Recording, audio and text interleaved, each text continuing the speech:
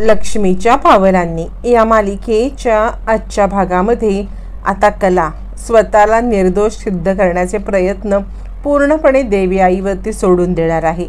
जे काही आहे ते आता देवी आई सिद्ध करेल आणि देवी आई कलाच्या मदतीला अशी काही धावून येणार आहे की आता या सगळ्यामध्ये आबांना समजणार आहे की सरोज खोटं बोलते आहे आणि या सगळ्याचा पुरावा स्वतः आबा अद्वैतच्या समोर CCTV फुटेजच्या माध्यमातून ठेवणार। आणि इकडे आता मात्र अद्वैतच्या या सगळं तोंड असं पडणार आहे की अद्वैतला आपल्या आईचा सगळा खरा चेहरा समोर आल्यावरती मान खाली घालण्याशिवाय काहीही पर्याय राहणार नाही। आजच्या भागामध्ये आपल्याला पाहायला मिळणार आहे इकडे आता कला अद्वैतला ज्या वेळेला खोबऱ्याच्या वड्या शिकवत असते त्यावेळेला तिकडे सरोज येते आणि नेहमीप्रमाणे आकांतांडव आरडा ओरडा करत ती म्हणते, ए मुली, तुझं काय ग हिम्मत, माझ्या मुलाला या सगळ्यामध्ये ह्या वड्या करायला लावतेस, बघ त्याच्या हाताला लागलं। यावरती कला अद्वैतकडे पाहते आणि बोल ना, आता का तुझी बोलती बंद झाली। यावरती सरोज म्हणते, तू त्याच्याकडे काय बघतेस आणि त्याच्यावरती काय डाफरतेस, माझ्याकडे बघ, मला बोल काय बोलायचं आहे ते। यावरती कला म्हणते, काय बोलायचं नाहीये मला, कुणाचबद्दल काही बोलायचं नाहीये, कारण जे सगळं चाललंय ना त्या सगळ्यामध्ये मला नाही वाटत की मी काही बोलायला पाहिजे, कारण तुमचा मुलगा या सगळ्यामध्ये काही बोलत नाहीये। मला आबांनी जबाबदारी दिली होती नैवेद्याची, म्हणजे मला खोबऱ्याच्या वड्या बनवायला आबांनी सांगितल्या होत्या देवी आईच्या नैवेद्याला जो कोणी येईल त्याला प्रसाद देण्यासाठी, म्हणून ते आबांनी जबाबदारी सोपवली। तर याने मला सांगितलं की तू देवी आईच्या उत्सवातलं काहीही काम करायचं नाहीस आणि माझ्याशी बोलायचं पण नाहीस। यावरती मग मात्र आता इकडे सरोज म्हणायला लागते, तू दरवेळेला माझ्या मुलाला या सगळ्यामध्ये का गोवतेस। तितक्यात आबा येतात आणि आबांना असं वाटतं की कला या सगळ्यामध्ये खोबऱ्याच्या वड्या देवी आईसाठी बनवते आणि अद्वैत तिला मदत करतोय, म्हणून आबा खूप खुश होतात आणि आबा म्हणायला लागतात, अरे वा अद्वैत, तू तर कलाची मदत करू लागलायस देवी आईचा नैवेद्य बनवायला, मला इतका आनंद झालाय म्हणून सांगू, या सगळ्यामध्ये तुझं जितकं कौतुक करावं तितकं कौतुक कमी आहे। त्यावरती मग मात्र कला म्हणते, नाही आबा, अद्वैत मला मदत नाही करत आहे, या सगळ्यामध्ये अद्वैत मला फक्त वड्या बनवायला शिकवायला सांगतोय, कारण त्याला माझ्या हातच्या वड्या नको होत्या। त्यातच सरोज मॅडम आल्या आणि सरोज मॅडम माझ्या अंगावरती ओरडायला लागल्या की मी अद्वैतला वड्या बनवायला लावल्या। मी का अद्वैतला वड्या बनवायला लावीन, खरं तर त्यानेच मला शिकवायला सांगितलं। यावरती सरोज म्हणते, तू कितीही खोटं बोललीस ना तरी आमचा या सगळ्यावरती विश्वास बसणारच नाही। त्यावरती मग मात्र कला म्हणते, ठीक आहे, मी तुम्हाला पुरावा देऊ शकते। आता पुरावा काय देणार कला, अद्वैतला प्रश्न पडतो, पण हा पुरावा दुसरा तिसरा काही नसून अद्वैत कलाशी बोलणार नसतो आणि बोलणार नसतो म्हणून त्याने कलाला जे लेटर लिहिलेलं असतं तोच असतो खरा पुरावा आणि तोच पुरावा कला आता सादर करणार असते। कला ज्या वेळेला हा पुरावा सादर करते ती म्हणते, अद्वैतने मला सांगितलं होतं की तू माझ्यासोबत एकही शब्द बोलू नकोस, तू माझ्यासोबत शब्द बोलू नको, मी तुझ्यासोबत शब्द बोलणार नाही आणि असं आमचं डील ठरलं होतं। आणि हे डील ठरल्यामुळे आता मात्र अद्वैतने या सगळ्यामध्ये मला जे काही सांगितलं ना ते सगळं ह्याच्यावरती लिहिलंय। बघा त्याने काय लिहिलंय की तू देवी आईच्या ह्याच्यात काही बनवणार नाहीस। आता सगळा कागद सगळ्यांच्या समोरच येतो। मग मात्र आता इकडे सरोजला बोलायला काही चान्सच नसतं की तू खोटं बोलतेस, तू असं करतेस, तू तसं करतेस, हे काहीही बोलायला चान्स नसल्यामुळे सरोजला तोंड बंद करून गप्प बसण्यापलीकडे कोणताही पर्याय उरत नाही, कारण या सगळ्यामध्ये कलाने तिची बोलती पार बंद करून टाकलेली असते। त्यावेळेला मग मात्र सरोज म्हणते, अद्वैत काय चाललंय हे। अद्वैत म्हणतो, हो, हिने देवी आईच्या उत्सवामध्ये काहीही केलेलं मला चालणार नव्हतं। यावरती सरोज म्हणते, मग तू का हे करायला गेलास। त्यावरती मग मात्र आता इकडे सरोजला सांगायला लागतो अद्वैत, कारण मला आबांचं मन दुखवायचं नव्हतं। आबा म्हणतो, बाद झालं, तू मन दुखवण्याच्या गोष्टी तर करूच नको अद्वैत, तू जे काही करतोयस ना या सगळ्यामध्ये मला ना आता काही बोलायचंच नाही आहे। आता हिने पुरावा दाखवला नसता तर तुझ्या आईने या सगळ्यात विश्वास पण ठेवला नसता की कलाने तुला याच्यात अडकवलं नाही। आता तिने जो पुरावा दाखवला, तिच्याकडे पुरावा होता म्हणून खरं, नाहीतर तुम्ही मायलेक तिच्यावरती आरोप कसला असतात. आता या सगळ्या गोष्टीमधून आबांच्या डोक्यात एक सुपीक कल्पना येते. आबा विचार करतात, आत्ता पुरावा असल्यामुळे ही थोड्या वेळासाठी का होईना पण सरोजचं तोंड बंद झालेलं आहे. सरोजचं जर तोंड थोड्या वेळासाठी बंद हा पुरावा करू शकतो तर नक्कीच या सगळ्यामध्ये जर का आपण पण पुरावा शोधून आणला तर अद्वैतचं सुद्धा तोंड बंद होऊ शकतं. म्हणजे अद्वैतसुद्धा या सगळ्यामध्ये कलावरती जो आरोप करतोय की तू माझ्या आईला ढकललंस, तर आपण सुद्धा कलाच्या बाजूने ठाम उभा राहत पुरावा आणलाच पाहिजे. आणि मग मात्र आबा ठामपणे उभे राहतात. आबा कलाला भेटतात. आबा कलाला म्हणतात, वाईटातून चांगलं घडतं ना, तसंच आज माझ्यासोबत झालंय. जे घडलं, सरोजने जे केलं ते पूर्णपणे वाईट होतं, पूर्णपणे चुकीचं होतं, पण तरीसुद्धा त्याच्यातून घडलेली एक गोष्ट खूप मोठी आहे. आणि ती गोष्ट म्हणजे या सगळ्यामध्ये सरोजला पुरावा तो दिलास ना, त्या पुराव्यातून मला आयडिया आली, या घरामध्ये असा एक पुरावा आहे जो तुला निर्दोष सिद्ध करू शकेल. कलाचे डोळे चमकतात. कला म्हणते, आबा काय पुरावा?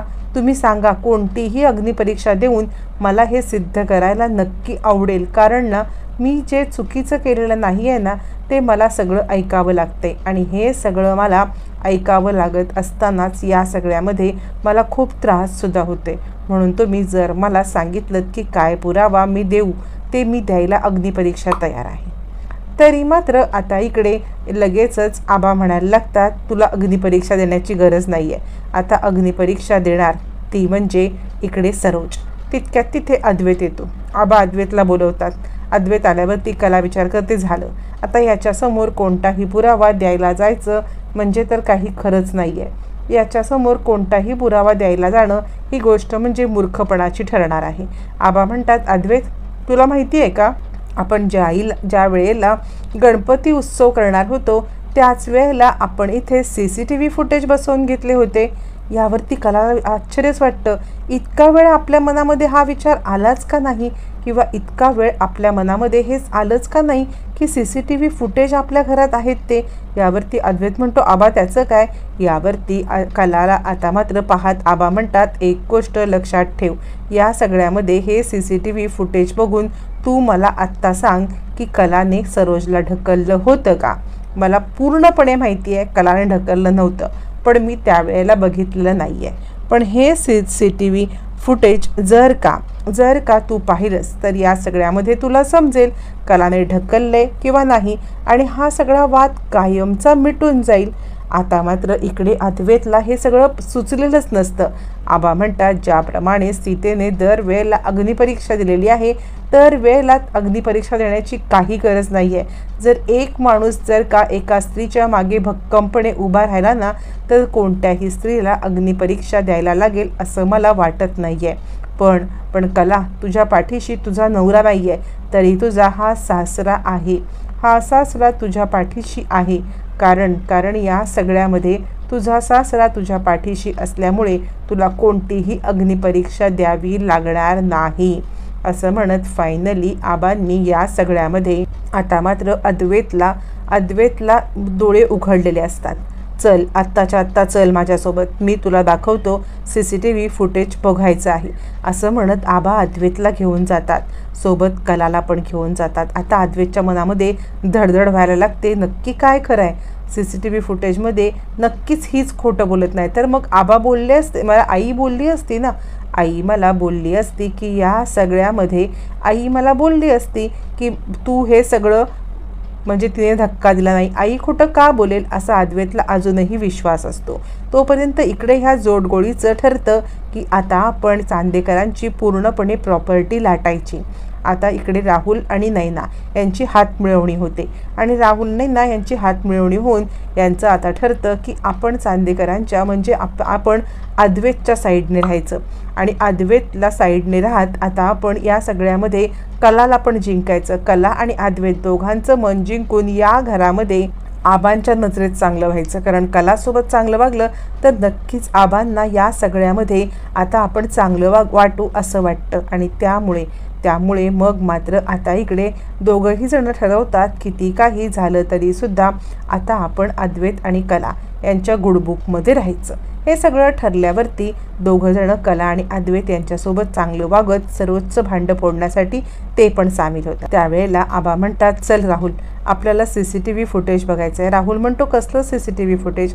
यावरती आबा सांगायला लागतात, ते CCTV फुटेज त्याच्यामधून सिद्ध होणार आहे की सरोजला नक्की ढकललं कोणी की सरोज पडली. यावरती राहुल म्हणतो, ठीक आहे आबा, चला, पण सरोज काकीला म्हणजे सरोज मामीला चालेल ना मी आलेलं? यावरती आबा म्हणतात, ते कोणाला चालेल, कोणाचं काय हे सोडून द्या. या सगळ्यामध्ये आपल्याला सगळ्यात महत्त्वाचं म्हणजे खऱ्या खोट्याचा न्यायनिवाडा करायचा आहे. मग आबा आता आबा CCTV जिथे फुटेज मिळतं रूम असते तिकडे येतात आणि अद्वैतला म्हणतात, बघ अद्वैत, काय आहे हे सगळं? आता अद्वैत पाहतो तर काय, तिथे असलेली गोष्ट बघून अद्वैतच्या पायाखालची जमीनच हादरते.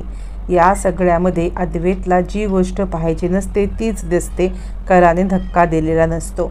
कराने धक्का न देता सुद्धा सरोजने तिच्यावरती आरोप केलाय हे अद्वैतच्या समोर येतं. समोर आल्यावरती अद्वैत चांगलाच हादरतो आणि जी गोष्ट कलाने केली नाही त्या गोष्टीसाठी आपण तिला इतकं सगळं बोललो याचं त्याला स्वतःला वाईट पण वाटतं आणि आईचं राग पण येतो. आता इथून तडक तो सरोजकडे येतो. सरोज छानपैकी तयार झालेली असते देवी आईच्या उत्सवासाठी. आता तिकडे अद्वैत येतो, आबा येतात. सरोज असं म्हटल्यावरती इकडे आता रोहिणी म्हणते, काय गं वहिनी, आबा इतके का बरं चिडलेले आहेत तुझ्यावरती? यावरती आता इकडे सरोज म्हणायला लागते, हल्ली आबांना चिडण्यासाठी कोणत्याही प्रकारचं कारण लागत नाही, या मुलीचं कारण असतं. पण हा अद्वैत का इकडे तावातावाने येतोय? तितक्यात तिथे सोहम पण असतो, अद्वैत पण येतो आणि सरोज म्हणते, काय झालं अद्वैत, तू इतक्या मोठ्याने का ओरडत आलेला आहेस? यावरती आता मात्र सगळेजण समोर येतात. त्यावरती अद्वैत म्हणतो, आई, मला तुला काहीतरी विचारायचं आहे. यावरती आबा म्हणतात, का रे, तुझा आवाज इतका बारीक का झालेला आहे? ज्या वेळेला तुला ही गोष्ट कळली की म्हणजे कलाने धक्का दिला त्यावेळेला तुझा आवाज किती वाढला होता, मग आत्ता तुझा हा आवाज इतका मऊ होण्याचं कारण तरी मला कळेल का? यावरती सरोज म्हणते, आबा, तुम्ही माझ्या मुलाला माझ्याविरुद्ध भडकवताय. आबा म्हणतात, तुझ्या मुलाला तुझ्याविरुद्ध मला भडकवण्यासाठी काहीही कारण नको आहे. तुझ्या मुलालाच विचार, तू काय कर्तृत्वी केल्यास त्या. यावरती अद्वैत म्हणतो, आई, तू मला एक गोष्ट सांग, खरेने तुला धक्का दिला होता का? तुला 100% ही गोष्ट आठवते? यावरती आता मात्र इकडे सरोज म्हणायला लागते, काय बोलायचं आहे काय तुला? म्हणजे मी खोटं बोलती आहे का? यावरती अद्वैत म्हणतो, आई, तसं नाही, मी आत्ता CCTV फुटेज बघून आले, त्यामुळे त्याच्यात तर तिने धक्का दिलेला दिसतच नाही आहे. रोहिणी म्हणते, वहिनी, तुझं तर सगळं भांडंच फुटलेलं आहे, तुझं सगळं भांडं फुटलं. यावरती मग मात्र आता इकडे सरोज म्हणते, हे बघ, भांडं काही फुटलेलं नाही आहे, मला तिने धक्का दिला होता. अद्वैत म्हणतो, आई, मी CCTV फुटेज बघून आलेलो आहे, मी CCTV फुटेज बघितलंय आणि त्यामुळे मात्र आता या सगळ्यामध्ये कोणत्याही प्रकारचा तुला धक्का दिला नाही. सरोजचं सगळं भांडं फुटलेलं असतं आणि आता सरोज ततपप करायला लागते. सरोज बोलायला लागते, हो, धक्का दिला नाही? अद्वैत म्हणतो, हो, मी मोबाईलवरती फुटेज आणले. असं म्हटल्यावरती मग मात्र सरोज म्हणते, मग त्यावेळेला माझ्या लक्षात आलं नसेल. आता सरोज खोटं बोलते हे सगळ्यांच्या समोर आलेलं